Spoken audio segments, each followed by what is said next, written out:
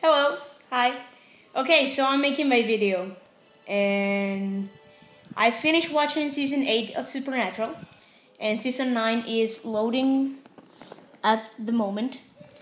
And I had a little bit of trouble loading the first episode of season 9, because I think CW is like making a good job of keeping the illegal copies out.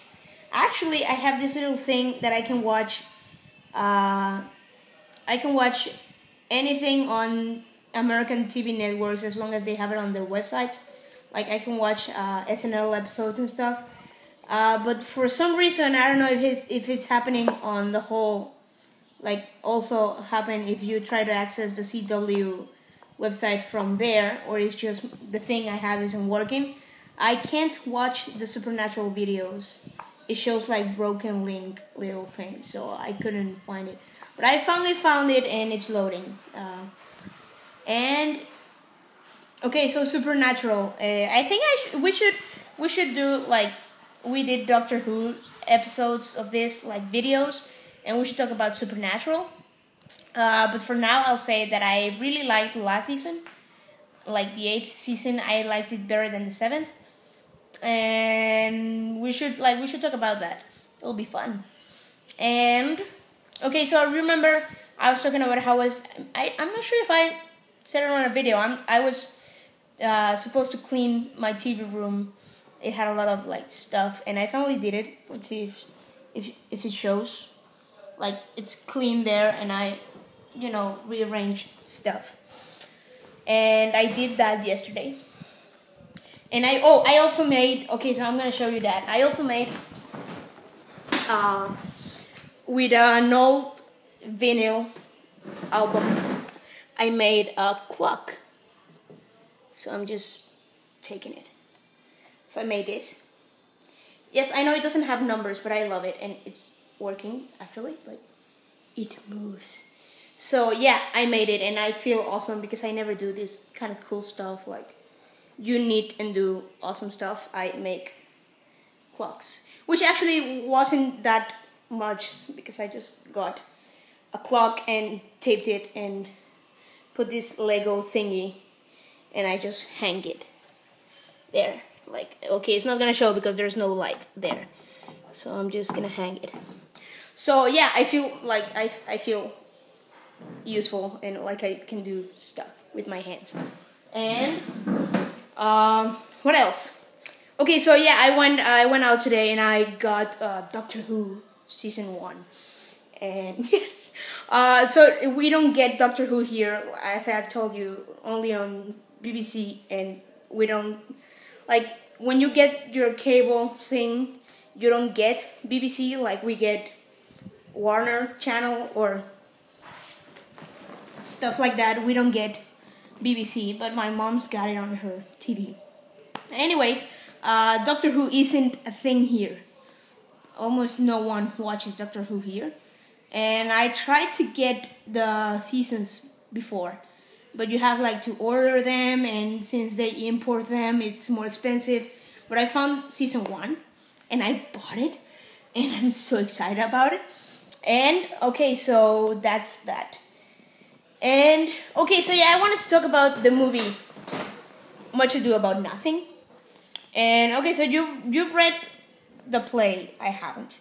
I probably should read it and then make the comment, but I'll make the comment based on just having watched the movie. And then once you watch it, or like you can comment on the play, and that way we can, So I'm not gonna talk about the plot or anything, but I really like the way it's done.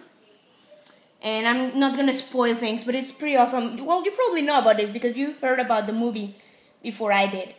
And there's this one cinema theater, and they have one like room, like one special movie room. I don't know. I suck today. I forget words.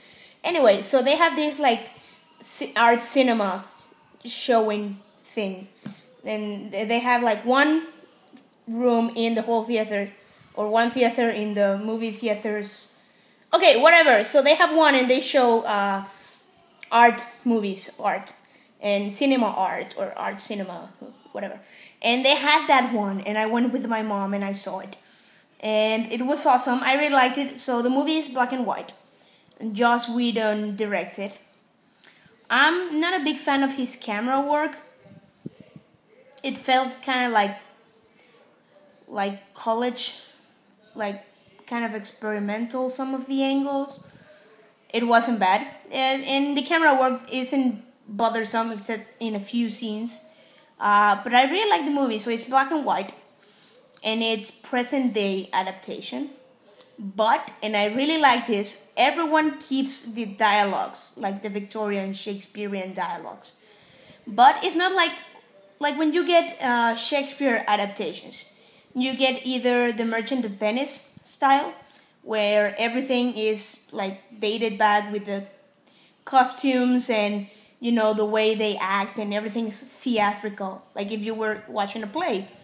Or you get kind of like Romeo and Juliet with Leonardo DiCaprio, which are like they update the whole thing, dialogue, scenes, everything is updated. So it's just based on.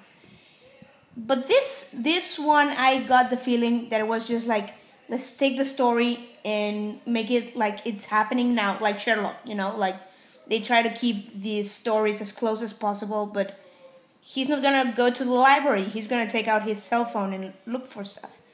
Kind of that thing, but they keep the Shakespearean dialogues.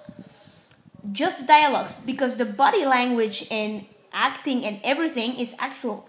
It's not theatrical. It's like if they tell a joke, they'll laugh, but the joke is Shakespearean. So it's fun. I love the movie. I really liked it. I really appreciate the different effort they made for it. And that's all I'm going to say, because I really think you need to watch it and give your input on that. And I think that's all I'm going to say for now, because, you know, reasons.